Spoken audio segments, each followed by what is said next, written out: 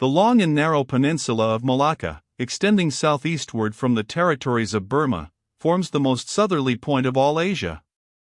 In a continuous line from that peninsula stretch the long islands of Sumatra, Java, Bali, and Timor, which, with many others, form a vast mole, or rampart, lengthwise connecting Asia with Australia, and dividing the long unbroken Indian Ocean from the thickly studded Oriental archipelagos. This rampart is pierced by several sallyports for the convenience of ships and whales, conspicuous among which are the Straits of Sunda and Malacca. By the Straits of Sunda, chiefly, vessels bound to China from the west, emerge into the China Seas. Those narrow Straits of Sunda divide Sumatra from Java, and standing midway in that vast rampart of islands, buttressed by that bold green promontory, known to seamen as Java Head, they not a little correspond to the central gateway opening into some vast walled empire, and considering the inexhaustible wealth of spices, and silks, and jewels, and gold, and ivory, with which the 1,000 islands of that Oriental Sea are enriched, it seems a significant provision of nature, that such treasures, by the very formation of the land, should at least bear the appearance, however ineffectual, of being guarded from the all-grasping Western world. The shores of the Straits of Sunda are unsupplied with those domineering fortresses which guard the entrances to the Mediterranean, the Baltic, and the Propontis. Unlike the Danes, these Orientals do not demand the obsequious homage of lowered topsails from the endless procession of ships before the wind, which for centuries past, by night and by day, have passed between the islands of Sumatra and Java, freighted with the costliest cargoes of the East. But while they freely waive a ceremonial like this, they do by no means renounce their claim to more solid tribute. Time out of mind the piratical prows of the Malays, lurking among the low-shaded coves and islets of Sumatra, have sallied out upon the vessels sailing through the straits, fiercely demanding tribute at the point of their spears. Though by the repeated bloody chastisements they have received at the hands of European cruisers, the audacity of these corsairs has of late been somewhat repressed, yet, even at the present day, we occasionally hear of English and American vessels, which, in those waters, have been remorselessly boarded and pillaged. With a fair, fresh wind, the Pequod was now drawing nigh to these straits, Ahab purposing to pass through them into the Javan Sea, and thence, cruising northwards, over waters known to be frequented here and there by the sperm whale, sweep inshore by the Philippine Islands, and gain the far coast of Japan, in time for the great whaling season there. By these means, the circumnavigating Pequod would sweep almost all the known sperm whale cruising grounds of the world, previous to descending upon the line in the Pacific, where Ahab, though everywhere else foiled in his pursuit, firmly counted upon giving battle to Moby-Dick, in the sea he was most known to frequent, and at a season when he might most reasonably be presumed to be haunting it. But how now? In this zone quest, does Ahab touch no land? Does his crew drink air? Surely, he will stop for water. Nay. For a long time, now, the circus-running sun has raced within his fiery ring, and needs no sustenance but what's in himself. So Ahab. Mark this, too, in the whaler. While other hulls are loaded down with alien stuff, to be transferred to foreign wharves, the world-wandering whaleship carries no cargo but herself and crew, their weapons and their wants. She has a whole lake's contents bottled in her ample hold. She is ballasted with utilities, not altogether with unusable piglead and kentledge. She carries years' water in her. Clear old prime Nantucket water, which, when 3 years afloat, the Nantucketer, in the Pacific, prefers to drink before the brackish fluid, but yesterday rafted off in casks, from the Peruvian or Indian streams. Hence it is, that, while other ships may have gone to China from New York, and back again, touching at a score of ports, the whaleship, in all that interval, may not have sighted one grain of soil, her crew having seen no man but floating seamen like themselves.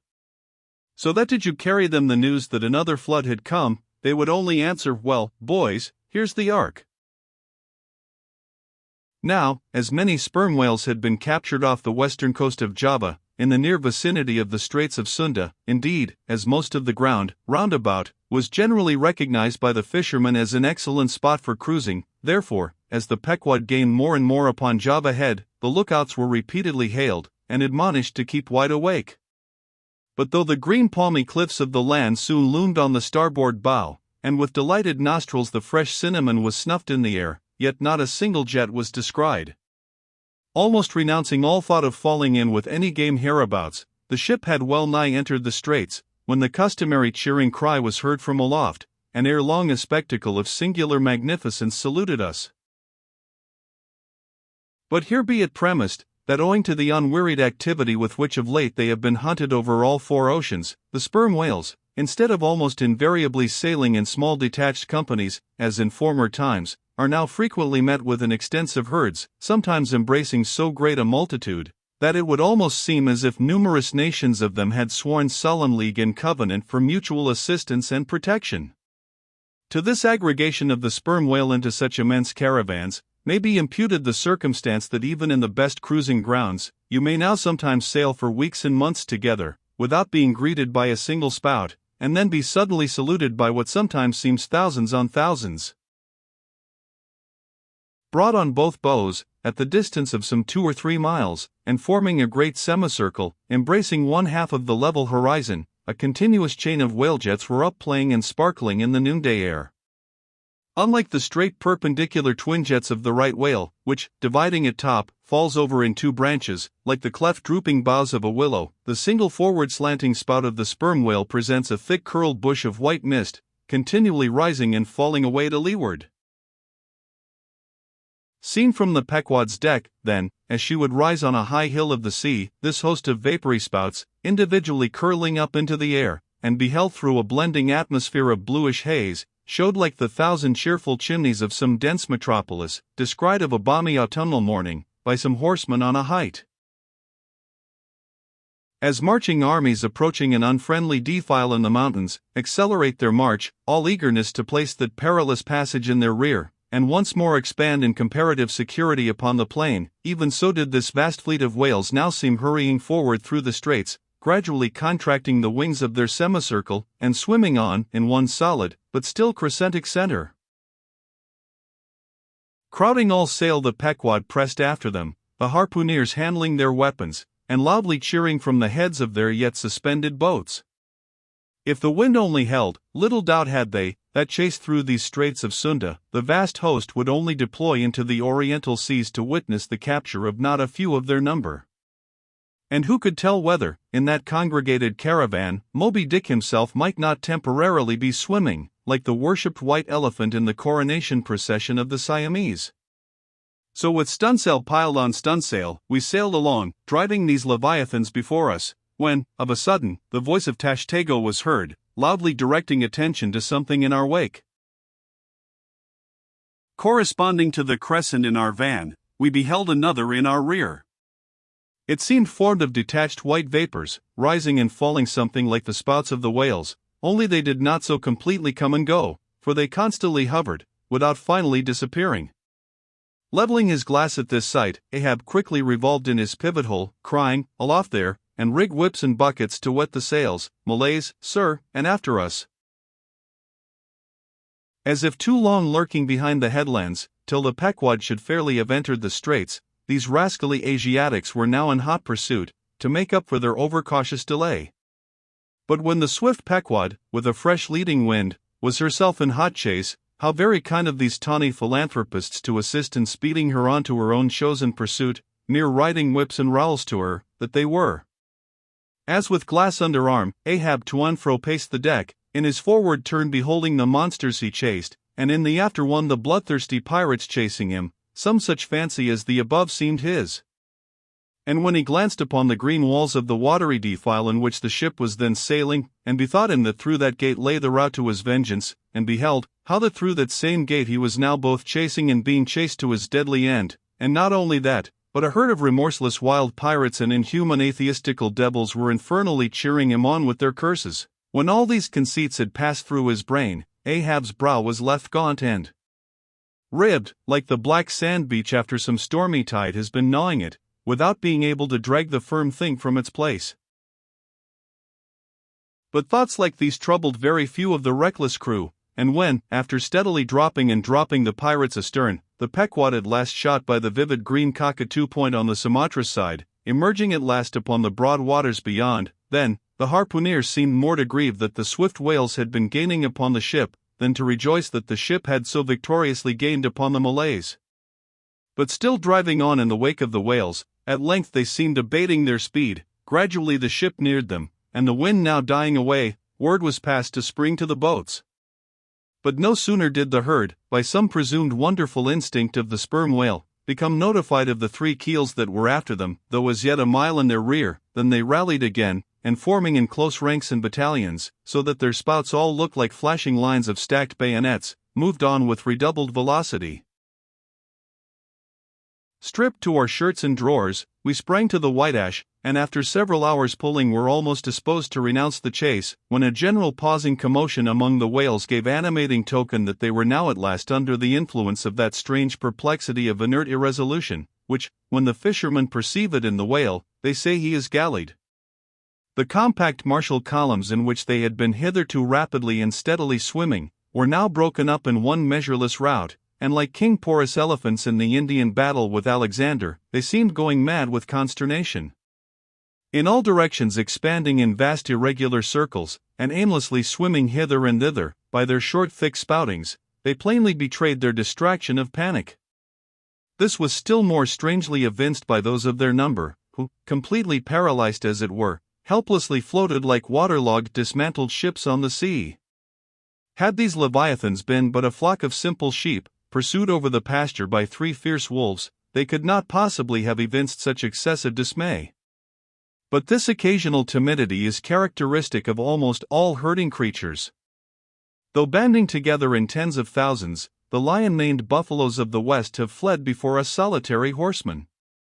Witness, too, all human beings, how when herded together in the sheepfold of a theatre's pit, they will, at the slightest alarm of fire, rush helter-skelter for the outlets, crowding, trampling, jamming, and remorselessly dashing each other to death. Best, therefore, withhold any amazement at the strangely gallied whales before us, for there is no folly of the beasts of the earth which is not infinitely outdone by the madness of men. Though many of the whales, as has been said, were in violent motion, yet it is to be observed that as a whole the herd neither advanced nor retreated, but collectively remained in one place. As is customary in those cases, the boats at once separated, each making for some one lone whale on the outskirts of the shoal.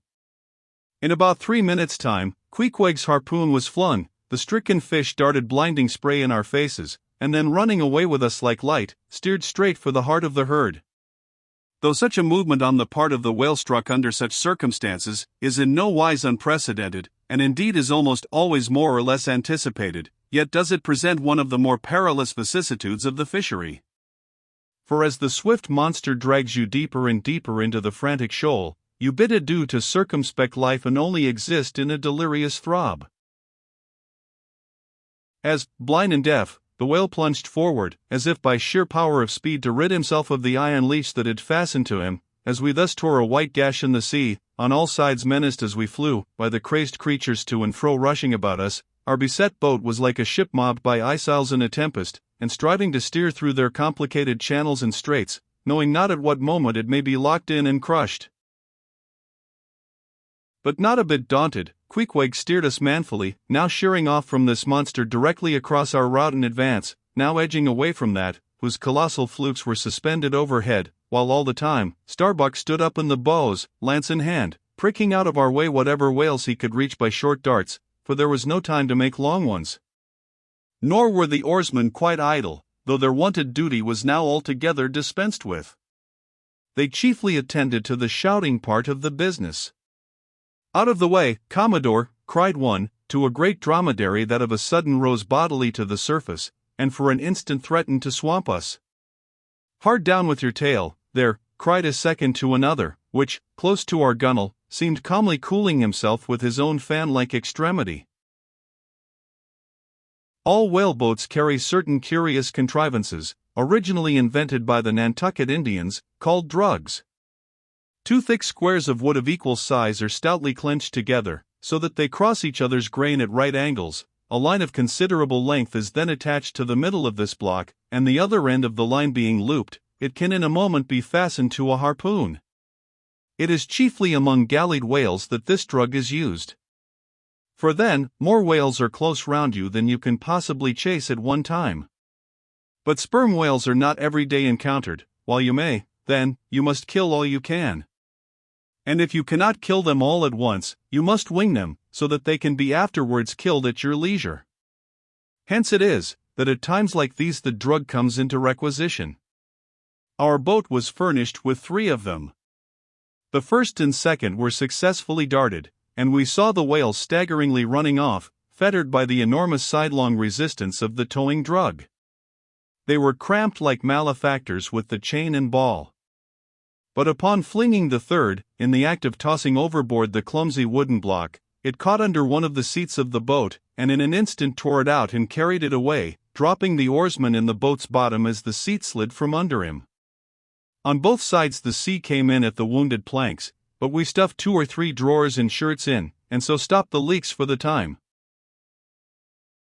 It had been next to impossible to dart these drugged harpoons, were it not that as we advanced into the herd, our whale's way greatly diminished, moreover, that as we went still further and further from the circumference of commotion, the direful disorders seemed waning.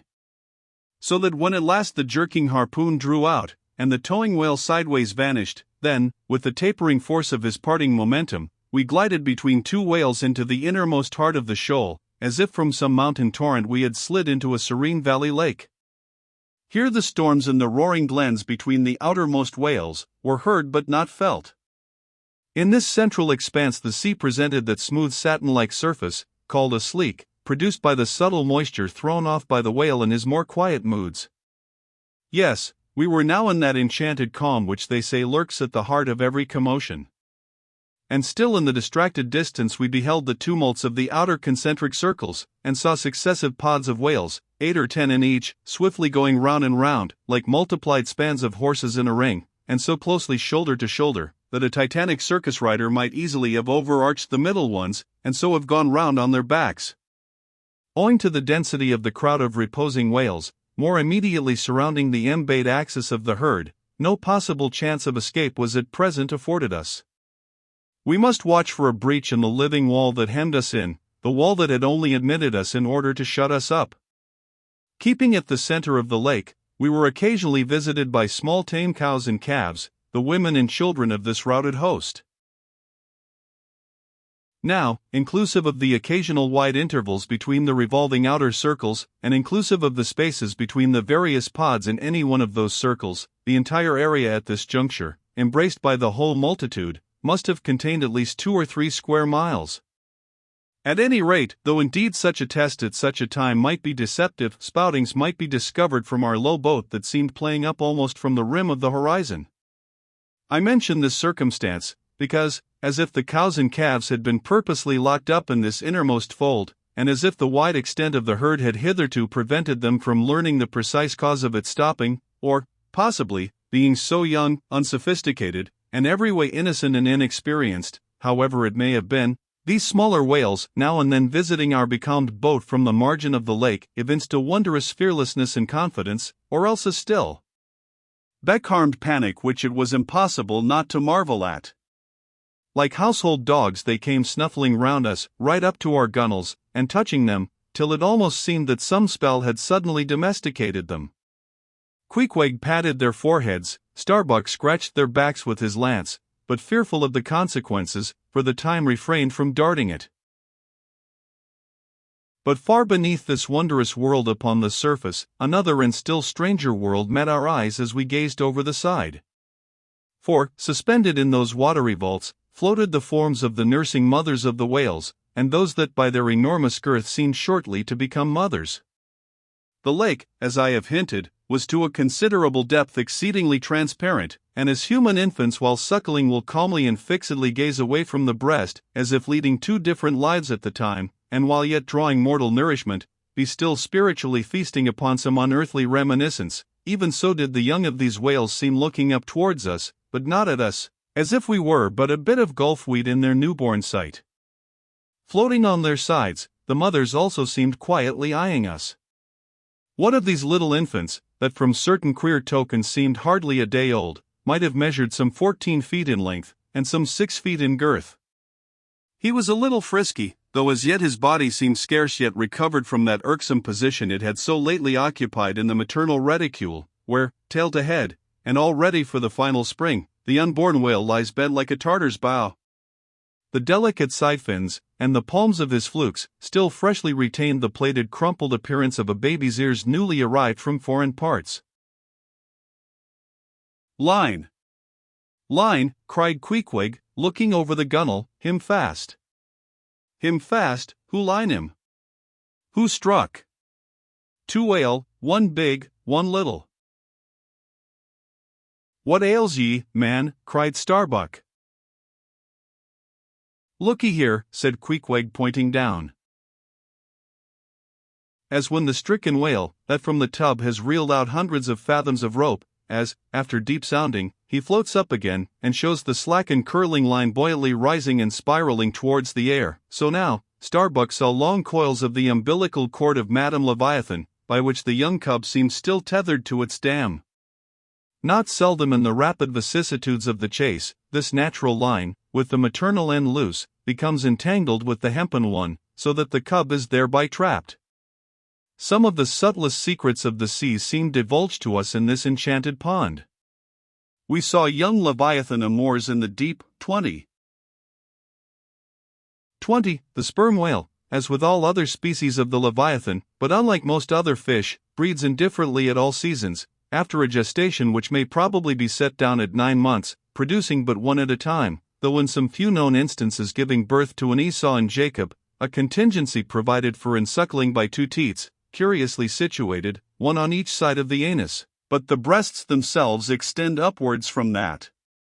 When by chance these precious parts in a nursing whale are cut by the hunter's lance, the mothers pouring milk and blood rivalingly discolor the sea for rods. The milk is very sweet and rich, it has been tasted by man, it might do well with strawberries. When overflowing with mutual esteem, the whales salute more hominum. And thus, though surrounded by circle upon circle of consternations and affrights, did these inscrutable creatures at the center freely and fearlessly indulge in all peaceful concernments, serenely reveled in dalliance and delight. But even so, amid the tornadoed Atlantic of my being, do I myself still forever centrally disport in mute calm, and while ponderous planets of unwaning woe revolve round me, deep down and deep inland there I still bathe me in eternal mildness of joy. Meanwhile, as we thus lay entranced, the occasional sudden frantic spectacles in the distance evinced the activity of the other boats, still engaged in drugging the whales on the frontier of the host, or possibly carrying on the war within the first circle, where abundance of room and some convenient retreats were afforded them. But the sight of the enraged drugged whales now and then blindly darting to and fro across the circles, was nothing to what at last met our eyes. It is sometimes the custom when fast to a whale more than commonly powerful and alert, to seek to hamstring him, as it were, by sundering or maiming his gigantic tail tendon. It is done by darting a short-handled cutting spade, to which is attached a rope for hauling it back again. A whale wounded, as we afterwards learned, in this part, but not effectually, as it seemed, had broken away from the boat, carrying along with him half of the harpoon line, and in the extraordinary agony of the wound, he was now dashing among the revolving circles like the lone mounted desperado Arnold, at the Battle of Saratoga, carrying dismay wherever he went.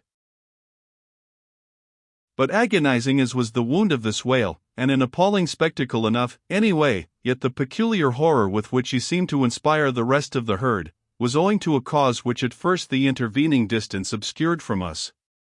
But at length we perceived that by one of the unimaginable accidents of the fishery, this whale had become entangled in the harpoon line that he towed. He had also run away with the cutting spade in him, and while the free end of the rope attached to that weapon had permanently caught in the coils of the harpoon line round his tail, the cutting spade itself had worked loose from his flesh. So that, tormented to madness, he was now churning through the water, violently flailing with his flexible tail, and tossing the keen spade about him, wounding and murdering his own comrades. This terrific object seemed to recall the whole herd from their stationary fright.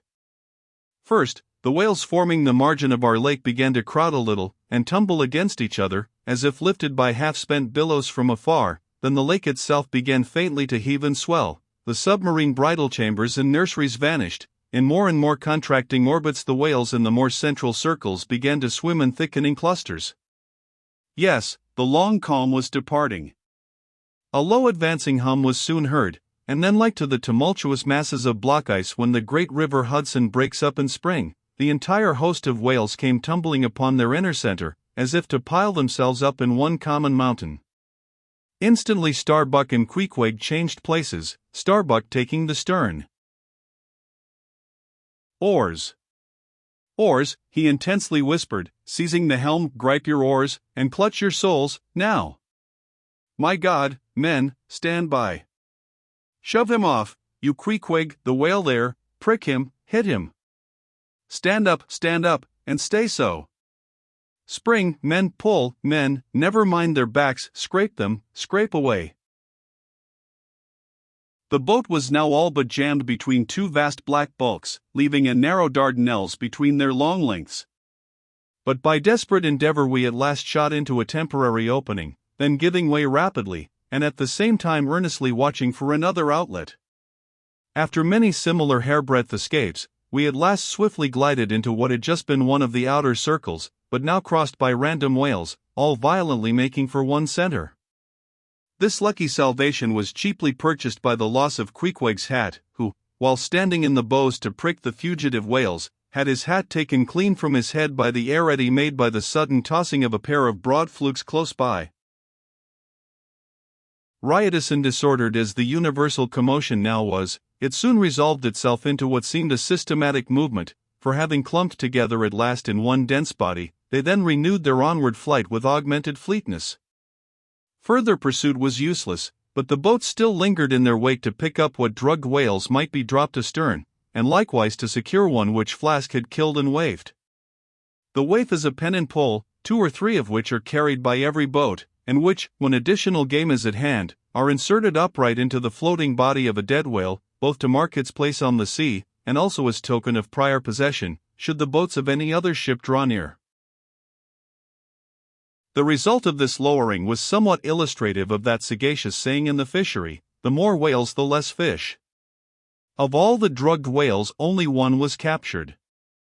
The rest contrived to escape for the time, but only to be taken, as will hereafter be seen, by some other craft than the Pequod.